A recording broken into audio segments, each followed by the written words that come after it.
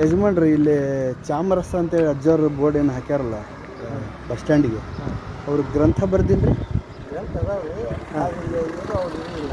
ಏನಿಲ್ಲ ಪನಿ ಅವ್ರ ಜಿಗ ಪಗ ಏನಿಲ್ಲ. ಯಾವ ವರ್ಷದ್ರಿ ಅದು? ಮತ್ತೆ ಅವ್ರ ಹೆಸರು ಇವಾಗ ಇಟ್ಟಿರಲ್ಲ ಬಸ್ ಸ್ಟ್ಯಾಂಡ್ನಾಗ ಚಾಮರಸ ಅಂತೇಳಿ. ಗ್ರಂಥ ಯಾವ್ದ್ರಿ ಅದು? ಪ್ರಭುಲಿಂಗ. ಪ್ರಭುಲಿಂಗ ಗ್ರಂಥ. ಪ್ರಭುಂಗ ಲೀಲೆ ಅಂತ ಅವ್ರು ಬರ್ದಿದ್ರು. ಪ್ರಭುಂಗ ಲೀಲೆ. ಪ್ರಭುಲಿಂಗ ಲೀಲೆ. ಪ್ರಭುಲಿಂಗ ಲೀಲೆ. ಯಾವ ಕಾಲದವ್ರಿ ಅವರು? ಯಾರು ನೆನಪಿಲ್ಲ.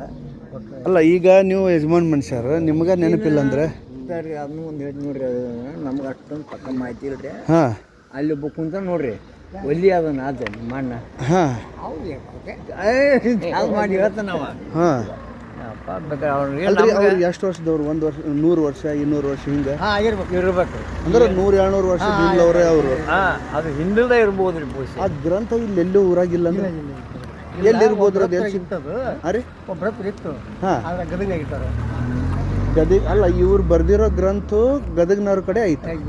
ಬಟ್ ಅವ್ರ ಹತ್ರ ಪೂರ್ವ ಅದಾವ, ಸಾಕ್ಷಿಗಳು ಅದಾವ.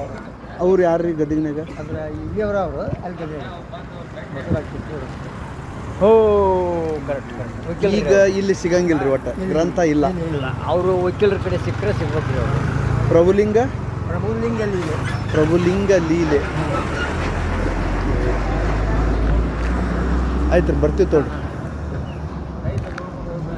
ಸ್ನೇಹಿತರೆ, ಇದು ನಾರಾಯಣಪುರ, ಗದಗ ಹೋಗ್ಬೇಕಾದ್ರೆ ನಾರಾಯಣಪುರ. ಇದು ನಾರಾಯಣಪುರದೊಳಗೆ ಚಾಮರಸ ಜನ್ಮಸ್ಥಳ ಅಂತ ಅಂತಾರೆ ಇವರು. ಶಿವಕವಿ ಇವರು. ಪ್ರಭುಲಿಂಗ ಲೀಲೆ ಅನ್ನೋದು ನೀವು ನೋಡಿದ್ರಲ್ಲ.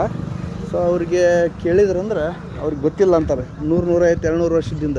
ನಾನು ನಿಮ್ಗೆ ಯಾಕೆ ಈ ಥರ ಹೇಳಕತ್ತೀನಂದ್ರೆ, ಇಂಥದ್ದೊಂದು ಸಣ್ಣ ಹಳ್ಳಿ ಒಳಗೂ ಇಲ್ಲೇ ಕವಿಗಳು ಹುಟ್ಕೊಂಡಿದ್ರಲ್ಲ. ಅಂದರೆ ಸಾಹಿತ್ಯ ಅನ್ನೋದು ಎಷ್ಟು ದೊಡ್ಡದೈತಿ, ಜರಾಮರ ಸಾಹಿತ್ಯ ಅನ್ನೋದಕ್ಕೆ ನಿಮಗೆ ಅದನ್ನು ಒಂದು ಎಕ್ಸಾಂಪಲ್ ಆಗಿ ಹೇಳೋಕ್ಕೆ ಟ್ರೈ ಮಾಡಿದೆ.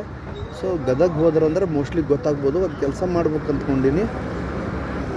ಗದಗ ವೀರನಾರಾಯಣ ಗುಡಿಗೆ ಹೋದ್ರಂದ್ರೆ ಅಲ್ಲೊಂದು ನಮ್ಮ ಇವರು ಯಾರು ಕುಮಾರವ್ಯಾಸ ಸ್ವಾಮಿಗಳು ಅಂತಾರಲ್ಲ, ಗದಗಿನ ನಾರಾಯಣಪ್ಪ ಅಂತಾರಲ್ಲ, ಅದ್ರ ಬಗ್ಗೆ ಮುಂದೆ ಮಾಹಿತಿ ಕೊಡೋ ಪ್ರಯತ್ನ ಮಾಡ್ತೀನಿ. ಇಲ್ಲೇ ಜಾಸ್ತಿ ಮಾಹಿತಿ ಇಲ್ಲ, ಇದನ್ನು ಗದಗೊಳಗೆ ಮಾಹಿತಿ ಸಿಗುತ್ತಂತ ಹೇಳಕತ್ತಾರ. ಅಲ್ಲಿ ಹೋಗಿ ಕೇಳೋಣ, ಏನೇನಾಗುತ್ತೋ ಗೊತ್ತಿಲ್ಲ. Okay, let's move.